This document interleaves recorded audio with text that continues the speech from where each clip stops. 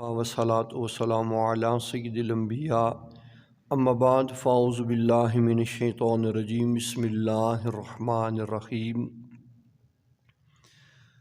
الدعاء مخ العبادہ صدق اللہ مولانا العظیم وصدق رسولہ النبی الکریم الامین ان اللہ وملائکتہ یصلون علی النبی یا ایہا الذین آمنوا صلوا علیہ وسلموا تسلیما اللہم صلی علی سیدنا و اصحاب سیدنا و ازواج سیدنا و مولانا و ملجأنا و مأوانا محمد و بارک وسلم وصلی علیہ الصلاۃ والسلام علیک یا سیدی یا رسول اللہ الصلاۃ والسلام علیک یا سیدی یا حبیب اللہ الصلاۃ والسلام علیک یا سیدی یا رحمت للعالمین وعلی آلک و اصحابک یا سیدی یا خاتم النبیین۔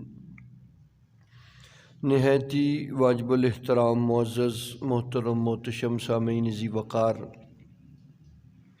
حضور نبی رحمت صلی اللہ علیہ وآلہ وسلم نے ارشاد فرمایا الدعاء مخ العبادہ، دعا عبادت کا مغز ہے، اور یہ بھی فرمایا کہ الدعاء هو العبادہ، دعا عبادت ہے۔ یہ وہ عظیم عمل ہے کہ جو اللہ وحدہ لا شریک کی بارگاہ کے اندر بڑا ہی محبوب بھی ہے اور بڑا ہی مقبول بھی ہے۔ تو اس لیے ہر لحظہ ہر لمحہ اپنے مالک و خالق، اپنے رحمان و رحیم رب سے ہمیں مانگتے رہنا چاہیے۔ انسانوں سے مانگ کر بندے کی ضروریات پوری نہیں ہوتی، پھر بھی اسے در در بھٹکنا پڑتا ہے۔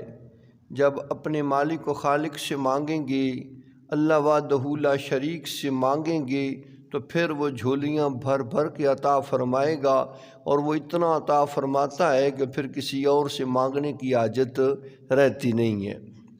تو اس لیے اللہ کریم جل وعلا سے مانگیں کہ جس سے مانگ کر ندامت اور پریشانی اور شرمندگی نہ ہو، اور جسے عطا کر کے پھر کوئی پچھتاوا بھی نہ ہو۔ تو اس لیے معزز سامعین، بڑی کریم ذات ہے وہ، جب ہم اس سے مانگتے ہیں تو پھر وہ ہمیں ہماری توقع سے بھی زیادہ عطا فرماتا ہے۔ لیکن کبھی کبھار ہوتا ہے کہ ہماری دعائیں مقبول نہیں ہوتی، کبھی کبھار ایسا بھی ہوتا ہے کہ مقبول تو ہو جاتی ہیں لیکن دیر سے ہوتی ہیں۔ تو اس کے اندر کیا حکمت ہے، اس کے اندر کیا سبب ہے؟ ایک تو یہ ہے کہ قبول نہیں ہوتی، اور دوسرا یہ ہے کہ دیر سے بھی ہوتی ہیں۔ چلیں، یہ اللہ کریم کی حکمتیں ہیں، اور ان دعاؤں کا قبول ہونا اور نہ ہونا، اس کے اندر اللہ کریم جل وعلا کی بے شمار حکمتیں ہوتی ہیں۔ تو سامعین ذی وقار، اس حوالے سے چند معروضات آپ کی سماعتوں کی نظر کروں گا، کہیں ایسا نہ ہو کہ ہم اللہ وحدہ لا شریک سے جب مانگتے ہیں تو ہمارا ایمان کمزور پڑ جائے کہ اللہ ہمیں عطا نہیں کرتا۔ وہ ضرور عطا فرماتا ہے، لیکن وہ عطا فرماتا ہے جو ہمارے حق میں بہتر ہوتا ہے۔ تو جو ہمارے حق میں بہتر نہ ہو وہ ہمیں عطا بھی نہیں کرتا، لیکن ہمارا مانگنا جو ہے یہ ضائع اور بیکار بھی نہیں جاتا۔ اس مانگنے کو اللہ کریم ضائع نہیں ہونے دیتا، اس کا اجر قیامت کے روز بھی آتا۔ تو آپ دعا فرمائیں اور بتائیں کیا وجہ ہے۔ تو آپ علیہ رحمہ نے فرمایا کہ 10 چیزوں کی وجہ سے تمہاری دعائیں قبول نہیں ہوتی، ان کو ٹھیک کرو، اللہ مہربانی فرمائے گا۔ وہ چیزیں 10 کون سی ہیں؟ فرمایا کہ تم اللہ کریم جل وعلا کی توحید کا اقرار کرتے ہو، لیکن کام کاج تمہارے جو ہیں وہ اللہ کے بندوں جیسے نہیں ہیں، اللہ کے تابع دار اور جو اس کے فرما بردار ہیں ان لوگوں جیسے عمل نہیں ہیں۔ اس کی وحدانیت کو مانتے ہو، اس کی ربوبیت کو جانتے ہو، مانتے ہو، لیکن اس کے احکام پہ عمل پیرا نہیں ہوتے ہو۔ اور پھر فرمایا کہ تم دعویٰ کرتے ہو کہ ہم حضور نبی رحمت صلی اللہ علیہ وآلہ وسلم کے غلام اور امتی ہیں، لیکن حضور علیہ السلام کا امتی اور غلام ہونے کا دعویٰ تو کرتے ہو، لیکن حضور جان عالم کی سنتوں پہ عمل بھی نہیں کرتے ہو۔ یہ کھوکھلے صرف اور صرف دعوے ہیں۔ اور پھر تم قرآن مجید فرقان حمید کو اپنا راہبر اور رہنما مانتے ہو، اللہ کریم کی کتاب اور کلام سمجھتے اور جانتے ہو، لیکن اس کے جو احکام ہیں، اس کی جو تعلیمات ہے، اس پہ تمہارا عمل کوئی نہیں ہے۔ اور پھر فرمایا کہ تم شیطان کو اپنا ازلی دشمن جانتے ہو اور کہتے ہو کہ یہ ہمارا دشمن ہے، لیکن کام تمہارے سارے کے سارے وہی ہیں کہ جن سے صرف شیطان راضی ہو، رحمان کی رضا کا تمہیں خیال ہی کوئی نہیں۔ ان چیزوں پر غور کرو۔ فرمایا کہ تم اس چیز کا بھی اقرار کرتے ہو کہ موت حقیقت مسلمہ ہے، اسے کوئی ٹال نہیں سکتا، نہ کوئی روک سکتا ہے، نہ کسی کے روکنے سے رک سکتی ہے، آئے گی، لیکن اس مرنے کے لیے تمہارے پاس تیاری کوئی نہیں ہے، تم تیاری بھی نہیں کر رہے، اور موت کو جانتے ہو، مانتے ہو کہ یہ آئے گی، اس سے چھٹکارا نہیں، انکار اور فرار نہیں، لیکن اس کے لیے تمہارے پاس تیاری بھی کوئی نہیں۔ فرمایا کہ تم جنت میں جانے کا دعویٰ تو کرتے ہو، لیکن جنتیوں جیسے اعمال بھی نہیں کر رہے۔ اگلی بات فرمایا کہ تم جہنم سے بچنے کا دعویٰ کرتے ہو، دعا مانگتے ہو اللہ کریم ہمیں اس دوزخ کے اور اس جہنم کے عذاب اور اس کی آگ سے محفوظ فرمائے، لیکن ایسے عمل نہیں کر رہے کہ جن اعمال کی وجہ سے تمہیں جہنم سے چھٹکارا اور نجات عطا کی جائے۔ فرمایا کہ تم پھر لوگوں کی عیب جوئی کرتے رہتے ہو، لوگوں کے بارے میں ٹٹولتے رہتے ہو، ہر ایک کے بارے میں حاشیہ چڑھاتے رہتے ہو، قیافے لگاتے رہتے ہو، اور اپنے کرتوتوں کا خیال ہی کوئی نہیں۔ لوگوں کے بارے میں تو بڑی باریک بینی سے دیکھتے ہو کہ اس میں یہ بھی ہے، اس میں وہ بھی ہے، ایسا بھی ہے، ویسا بھی ہے، اور اپنے اعمال کا پتہ نہیں کہ تم کتنے پانی میں کھڑے ہو۔ اپنے گریبان میں جھانک کے دیکھو کہ تمہارے اعمال کا کیا حال ہے۔ اور اگلی بات فرمایا امام الانبیاء کے غلاموں، اپنے ہاتھوں سے اپنے مردوں کو دفن کرتے ہو، پھر بھی عبرت حاصل نہیں کرتے، پھر بھی تمہیں سبق نہیں ہوتا، پھر بھی تمہیں تنبیہ حاصل نہیں ہوتی۔ اللہ والے کہا کرتے ہیں کہ جنازہ جو ہے یہ جنازہ عقل مند کے واسطے عبرت ہے اور غافل کے واسطے تنبیہ ہے کہ ہوش کرو، عقل کرو اور کچھ اچھے اعمال بھی کر لو۔ فرمایا کہ ان اعمال کی وجہ سے ہماری دعائیں قبول نہیں ہوتی۔ جب ان پر غور کیا جائے، فکر کیا جائے اور تعلیمات قرآن اور تعلیمات اسلام کے مطابق عمل کر لیا جائے تو اللہ وحدہ لا شریک ہماری ہر مانگی جانے والی دعا کو اپنی بارگاہ میں شرف قبولیت بھی عطا فرما دیتا ہے۔ لیکن پہلے غور بھی تو کرو۔ تو کچھ یہ چیزیں بھی ہیں، ہماری بدعمالیوں کی وجہ سے بھی ہماری دعائیں قبول نہیں ہوتی۔ تو معزز سامعین ذی وقار، ایک اور حکمت بھی ہے۔ یہ تو ہے نا کہ چلو بدعمالیوں کی وجہ سے یا ہم اس قابل نہیں، اس لائق نہیں کہ اللہ کریم سے مانگیں اور وہ ہمیں عطا فرما دے فوراً، لیکن پھر بھی وہ ہمیں ڈھیروں ڈھیر عطا فرما رہا ہے، جتنا ہم مانگتے ہیں اس سے کئی گنا زیادہ عطا کر رہا ہے۔ لیکن ان چیزوں پر بھی غور کرنا یہ ہمارے لیے لازم اور ضروری ہے۔ تو ان چیزوں پر غور کرنا ہمارا کام ہے نا۔ عمل ایک اچھا نہ ہو تو پھر کہیں جی دعائیں اللہ سنتا ہی کوئی نہیں ہے۔ بھائی اپنے کرتوتوں پر بھی تو ہمیں غور کرنی چاہیے نا۔ ہم نے کون سی نمازیں پڑھ پڑھ کے مسلے کے ساتھ دیے ہیں، ہم نے کون سی اس کی تابعداریاں کر کر کے جناب تعلیمات قرآن اور تعلیمات اسلام پہ عمل کر کر کے تو وہ لوگوں کو اپنا گرویدہ بنا لیا ہے۔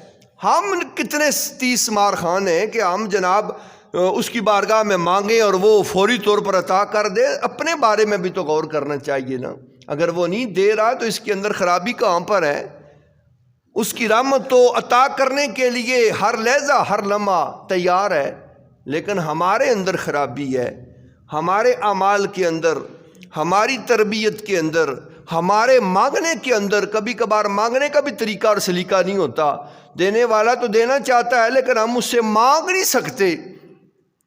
تو اس لیے معزز سامعین عزیز وقار، ضرور دعا مانگیں اور اللہ ہی سے مانگیں، اللہ کے پیاروں کے واسطے سے مانگیں، لیکن پھر غور کریں۔ جو میں نے یہ دو باتیں آپ کی سماعتوں کے حوالے کی ہیں کہ ہماری دعا قبول ہوتی ہے نہیں ہوتی، ہوتی ہے تو اس میں کیا سبب ہے، اور قبول نہیں ہوتی تو اس کے پیچھے کیا راز ہے۔ تو ان چیزوں پر ہم غور کریں تو پھر ہماری باتیں بن سکتی ہیں۔ جیسے کہ وہ بنی اسرائیل کا وہ بندہ تھا، اللہ کا پیارا، مستجاب الدعوات تھا، فنا فی اللہ تھا، تابعداری خدا کے اندر مستغرق تھا۔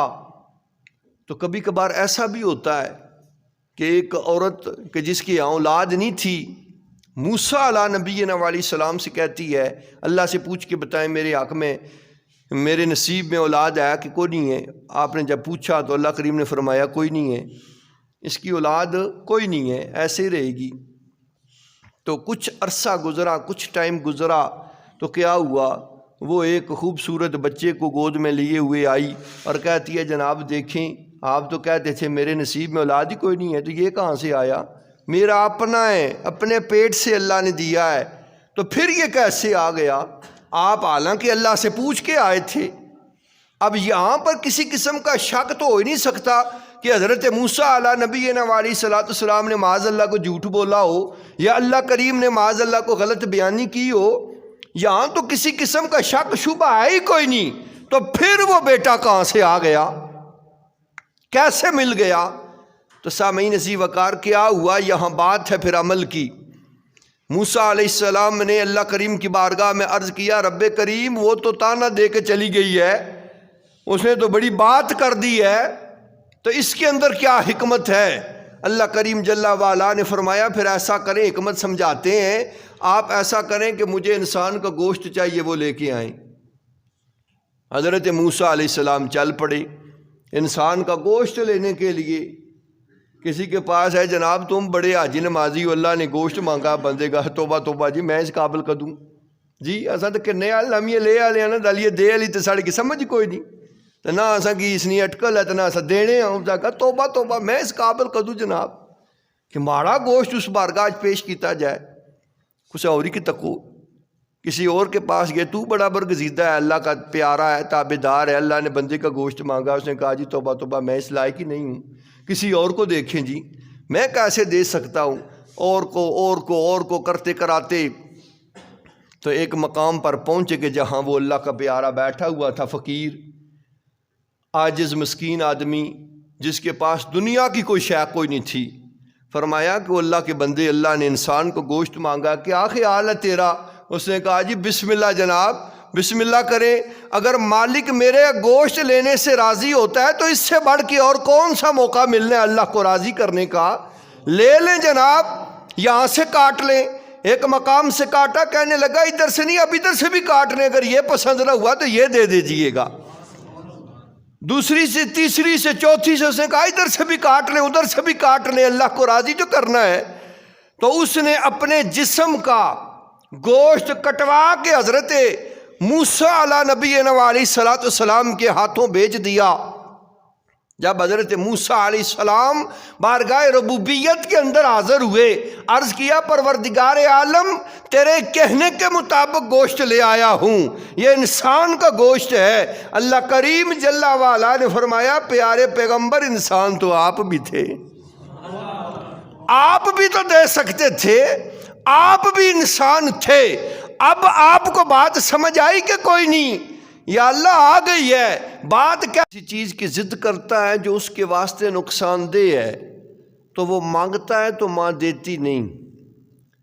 ایک بار بچہ ماں کو بلائے تو ماں 3 بار اسے جی جی کر کے آتی ہے، لیکن اب کوئی چیز مانگ رہا ہے ماں دے نہیں رہی. کیوں نہیں دے رہی؟ کہ وہ اس کے واسطے نقصان دہ ہے، سراسر نقصان ہے، اس لیے نہیں دے رہی. اب جب بچہ ضد کرتا ہے، روتا ہے، اڑ جاتا ہے، تو جب بار بار سمجھانے پر، ٹالنے پر، موڑنے پر وہ نہ مڑے تو کبھی کبھی ڈانٹ ڈپٹ بھی ہو جاتی ہے، جھڑکیاں بھی مل جاتی ہیں، تماچا بھی پڑ جاتا ہے، لیکن وہ چیز ملتی نہیں. کیوں؟ اس لیے کہ اس سے بچے کا نقصان ہے. تو سامعین ذی وقار پھر غور کیجئے، ایک ماں کی ممتا اپنی اولاد کے لیے نقصان دہ شے کو برداشت اور گوارا نہیں کرتی. اللہ احکم الحاکمین جو اپنی مخلوق پر ایک ماں سے 70 گنا زیادہ مہربان ہے، یا 70 ماؤں سے زیادہ اللہ کریم اپنی مخلوق سے پیار اور محبت فرماتا ہے، تو جب ایک ماں کی ممتا اپنی اولاد کے واسطے نقصان دہ شے کو گوارا نہیں کرتی، تو جو مالک و خالق ماں کی ممتا سے 70 گنا زیادہ اپنی مخلوق پر مہربان ہے، وہ اپنے بندے کے لیے نقصان دہ شے کو کیسے گوارا کرے اور کیسے اسے عطا فرمائے. اس لیے وہ ہماری دعائیں قبول نہیں ہوتی، اڑی رہتی ہیں، رکی رہتی ہیں. ہم تو اپنی عقل سے، اپنے شعور سے جو سمجھ آتا ہے مانگتے ہیں، لیکن وہ عند اللہ ہمارے حق میں بہتر نہیں ہوتا، تو اللہ کریم وہ ہمیں عطا نہیں فرماتا. لیکن ملتا کیا ہے دنیا میں؟ تو وہ ہماری دعا قبول نہیں ہوئی، لیکن اللہ نے اسے ضائع بھی نہیں ہونے دیا، ہمارے اس مانگنے کو رد نہیں فرمایا، اسے محفوظ کر دیا. قیامت کے روز حضور جان عالم صلی اللہ علیہ وآلہ وسلم نے اپنی زبان حق کے ترجمان سے ارشاد فرمایا کہ بندے کو انعام و اکرام عطا کیا جائے گا، اجر و ثواب عطا کیا جائے گا. تو انسان کہے گا اللہ وحدہ لا شریک کی بارگاہ کے اندر کہ پروردگار عالم، یہ انعام و اکرام اور اجر و ثواب کس وجہ سے؟ اللہ کریم فرمائے گا میرے بندے، دنیا کے اندر تو نے مجھ سے کچھ دعائیں مانگی تھیں جو تیرے حق میں بہتر نہیں تھی، ہم نے وہ قبول نہیں کی اور ان کا بدلہ تجھے دنیا میں تو عطا نہیں فرمایا، لیکن آج قیامت کے دن ان کا تمہیں بدلہ عطا کیا جا رہا ہے. تو پھر انسان کہے گا کاش دنیا میں میری کوئی دعا قبول ہی نہ ہوئی ہوتی اور آج مجھے اللہ کریم کی بارگاہ کے اندر آخرت کے اندر خیر کثیر کثرت کے ساتھ عطا فرما دیا جاتا. تو اس لیے جب کوئی دعا قبول نہ ہو تو اس پہ ملال نہ کیا کریں، اس پہ نا امید نہ ہو جایا کریں، اس پہ پریشان نہ ہوا کریں، اس پر اپنے آپ کو کوسنا یا اللہ کریم کی بارگاہ کے اندر گلہ اور شکوہ کرنا شروع نہ کر دیا کریں، کیونکہ کوئی پتہ نہیں اس کے اندر کتنی حکمتیں ہیں. ہمیں کچھ نہیں مل رہا تو پھر سمجھ لیں کہ وہ ہمارے حق میں بہتر بھی نہیں ہے، اس لیے نہیں مل رہا. تو اس لیے کبھی کبھار ہوتا ہے کہ ہماری دعائیں قبول نہیں ہوتی. اور یہاں ایک اور بات بھی عرض کر دوں کہ ہماری دعائیں کبھی کبھار ہمارے اعمال کی وجہ سے بھی قبول نہیں ہوتی، ہمارے عمل بھی اچھے نہیں ہوتے. کچھ چیزیں ایسی بھی اللہ کے پیاروں نے بیان فرمائی ہیں، جیسا حضرت ابراہیم بن ادم علیہ رحمہ، آپ بصرہ کے بازار سے گزر رہے تھے تو آپ کو لوگوں نے گھیر لیا اور کہا کہ اعمال جو ہیں وہ ایسے تو نہیں ہیں جیسا میں نے آپ کی خدمت میں پیش کر دیا، اگر ایسے نہیں ہیں تو پھر جان جائیں کہ جو مانگ رہے ہیں یہ ہمارے حق میں بہتر نہیں ہے، اس لیے ہمارا رحمان و رحیم رب ہمیں عطا نہیں فرما رہا. اگر ہمارے حق میں بہتر ہوتا تو ہمیں فوراً مل جاتا. اور پھر کبھی کبھار لوگ کہتے ہیں اور دیکھو نا جی فلاں بندہ نہ کوئی نماز نہ کوئی روزہ نہ کوئی اچھا کام، تو وہ جی رلے چھلے ہے جی، جو دعا مانگتا ہے جی اس کی قبول ہو جاتی ہے. ہم نمازیں پڑھ پڑھ کے مر گئے ہیں، ہم جو بھی دعا مانگتے ہیں قبول ہی نہیں ہوتی ہے. تو اس کے اندر بھی ایک بہت بڑی حکمت ہے، بہت بڑی اس کے اندر لطف کی بات ہے، اور وہ بات محبت کی ہے، وہ بات پیار کی ہے. وہ پیار کیسا ہے، وہ محبت کیسی ہے؟ یہ ہے بات پسندیدگی کی، کہ جب کو برا بندہ، گنہگار بندہ، فاسق و فاجر بندہ، صرف اور صرف دنیا دار دنیا کا طالب اللہ وحدہ لا شریک سے کچھ مانگتا ہے، کیونکہ یہ دنیا جو ہے نا یہ فقراء کے واسطے، مومن کے واسطے، اللہ کے پیاروں کے واسطے یہ قید خانہ ہے، اور جو اس کے نافرمان ہیں ان کے واسطے یہ جنت ہے۔ تو اس لیے مومن کے اس دنیا کے اندر رہنا ہے تو پھر اس حساب سے رہنا ہوگا جیسے بندہ جیل میں ہوتا ہے، پنجرے میں ہوتا ہے۔ تو اس لیے سامعین ذی وقار، فاسق و فاجر جب جیسے بھی کچھ مانگتا ہے تو اسے مل جاتا ہے، کیونکہ اس نے جو مانگنا ہے یہیں پہ مانگنا ہے، جو ملنا ہے یہیں پہ ملنا ہے، آخرت میں اس کے لیے حصہ کوئی نہیں ہے۔ تو اس لیے اس بات کو مد نظر رکھ کے کبھی شکوہ نہ کر بیٹھنا۔ تو جب کوئی اللہ کریم کا نافرمان اس سے مانگتا ہے تو اسے فوراً مل جاتا ہے۔ کیوں ملتا ہے؟ اللہ کریم کی ذات فرماتی ہے فرشتوں جو مانگ رہا ہے اسے دے دو، دے دو، فٹافٹ دے دو تاکہ یہ دوبارہ نہ مانگے۔ اس کا مانگنا مجھے اچھا نہیں لگتا، اس کا بار بار میری بارگاہ میں آنا مجھے پسند نہیں ہے، میں نہیں چاہتا کہ یہ مڑ مڑ کے مانگے، اس لیے جو اس نے مانگا جتنا مانگا دے دو اسے تاکہ چلا جائے، کیونکہ یہ پسند ہی نہیں ہے، اچھا نہیں لگتا ہے۔ تو جو اچھا نہ لگے اس کا مانگنا بھی اچھا نہیں لگتا۔ تو یہی وجہ ہے نا، دیکھیں نا ہماری بھی اپنی فطرت ہوتی ہے۔ اب اگر گدھا بولتا ہے یا کتا بولتا ہے، بھونکتا ہے، تو ہم اسے کیا کہتے ہیں؟ دفعہ دور کرو جی، یہ تو کانوں کے کیڑے نکال رہا ہے، اس کی آواز اچھی نہیں لگتی۔ اور تیتر کی آواز ہر ایک کو اچھی لگتی ہے، اس کے پاس کھڑے ہو کے سیٹیاں مارتے ہیں، بول بھائی بول بھائی، اسے ہم بولنے پر ابھارتے ہیں۔ کیوں؟ اس کا بولنا ہماری طبیعت کو اچھا لگتا ہے، ہمیں پسند ہے کہ وہ بولے، ہم سیٹیاں مار مار کے اسے بلاتے ہیں۔ جس کا بولنا اچھا نہیں لگتا اسے ہم دور دور کرتے ہیں۔ تو معزز سامعین، یہی وجہ ہے جو پیارے ہوتے ہیں، جو محبوب ہوتے ہیں، جو لبھاتے ہیں، ان کا بولنا اور پکارنا تو اچھا لگتا ہے، اور جو ناپسند ہوتے ہیں ان کا بولنا اور پکارنا اچھا نہیں لگتا۔ تو جو فاسق و فاجر ہوتا ہے نا، جب وہ پکارتا ہے رحمان و رحیم رب کو، بے شک وہ رحمان و رحیم ہے، لیکن اس کی حدیں توڑنے والا، اس کی نافرمانی کرنے والا، اس کی ناراضگی کو مول لینے والا، اس کے عذاب کو دعوت دینے والا، ہر چیز کا شعور اور عقل رکھنے کے باوجود جب مانگتا ہے تو رب فرماتا ہے اسے دے دو، اس کا مانگنا مجھے پسند نہیں۔ جب اللہ کا تابعدار، جب اللہ کریم کا محبوب، جب اللہ کریم کی بارگاہ کے اندر پیارا اس کی بارگاہ کے اندر مانگتا ہے، اللہ فرماتا ہے فرشتوں رک جاؤ، اسے دینا نہیں ہے۔ یا اللہ کیوں؟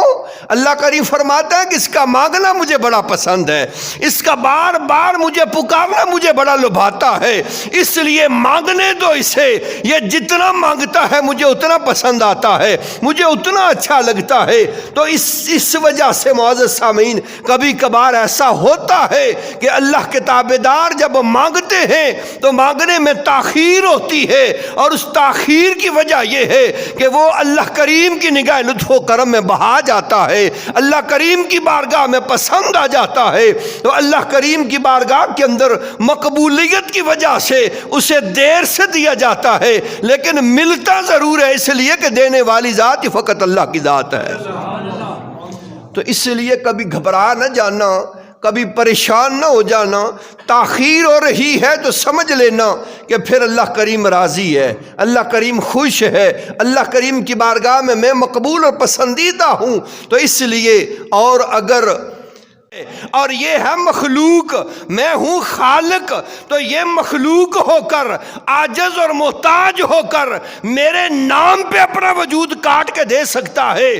تو جب یہ مجھ سے مانگے، میں خالق ہو کے اس کے کہنے پہ عطا نہیں کر سکتا۔ نہیں تھی اس کے نصیب میں اولاد، لیکن اس میرے پیارے نے مانگ لی، اس میرے محبوب نے مانگ لی، ہم نے تقدیر بدل کر اس کے کہنے کی لاج رکھتے ہوئے اسے بیٹا عطا فرما دیا ہے۔ تو احباب ذی وقار، جب مانگنے والا تگڑا ہوتا ہے تو اللہ کریم عطا فرما دیا کرتا ہے۔